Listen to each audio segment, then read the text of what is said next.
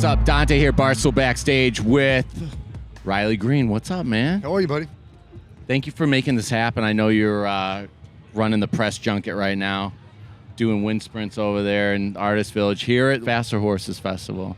Yeah, man, this is one you kind of look forward to every year. It's such a big crowd, and they're always very rowdy. You know, some of these festivals that are several days, it's hard for the crowd to keep that energy level up when they're out drinking all day long, 3 or 4 days in a row, but they always seem to bring it on Sunday out here. It's been my third time playing.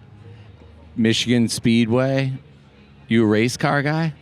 So I grew up in Northeast Alabama, about What's it, 20 minutes Jackson? from Talladega, Jacksonville, yeah, 20 minutes from Talladega Super Speedway. So we grew up going to the race. My granddaddy, Lyndon, was a big race fan, so I've always kind of kept up with it. Nice. Who's your school? Are you a Bama guy? I'm Auburn. Nice. I think I'm a good Auburn fan. I pull for Alabama when they're not playing each other. I've gotten really tied in with Jacksonville State now since I went there, and Rich Rodriguez is now the head coach there. They're doing well. Finally went. Michigan guy. Yeah, that's right. Finally went Division I this year, so they're Conference USA. I try to keep up with them when I can. Congrats. So you happy that the Saban reign of terror is over now? I think you've got to be. I mean, you know, at the same time, being from Alabama, you got to feel some kind of pride from, I think there was 2 or 3 years there where Alabama-Auburn won it every year, you know. Yep. Alabama's had our number for quite a while now, so it seems like it's bound to shift, hopefully. Nice. So I was reading up on you, been following you for a few years. You were down in Chicago 2 years ago at Smokeout, Windy City Smokeout? That sounds right, yeah. Yeah, I mean, saw you live. Like really, really blown away. I mean, you could tell just watching you perform, you have a stage presence. You are a natural musician. And then reading up on you, finding out that you grew up kind of in the industry in a way, right? Yeah, I don't know that I would say industry, but certainly around country music. My granddaddy Buford loved country music, had an old... His parents' house, we turned into a music hall when I was a kid, so I learned how to play sitting around with a bunch of old guys. How do you that. turn a house into a music hall? Well, the floor was falling in, so we went and we have a sawmill there.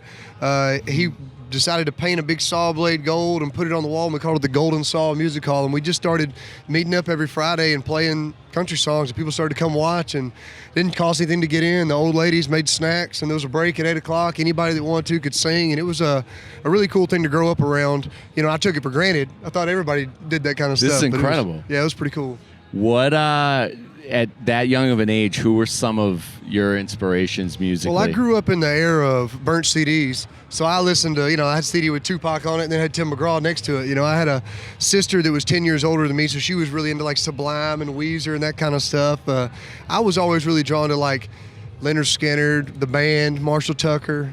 But I had a lot of different inspirations, and my granddaddy was a huge George Jones, Merle Haggard guy, so I got some of that from him too. Beautiful. I mean, that's everything. It's a lot of different stuff, yeah. Literally everything. How does that go into your sound and your songwriting? Well, I'm sure that, guys that I'm a fan of, like Jamie Johnson was one of them I loved growing up, and that stuff probably comes out of my music, those influences. But at the same time, I think the best thing you can be right now is different, have something that somebody else isn't doing. So trying to balance, where your inspirations come from and also write stuff that nobody else is writing is kind of the everyday struggle in country music lifestyle. What about, it seems like your songs are very authentic, and you can tell you're not really embellishing. Well, I think that probably, I appreciate that. It probably comes from me writing the songs, I certainly write from a lot of life experiences, and maybe not everything in a song happened the way it did, but certainly got the idea from something that really happened to me. And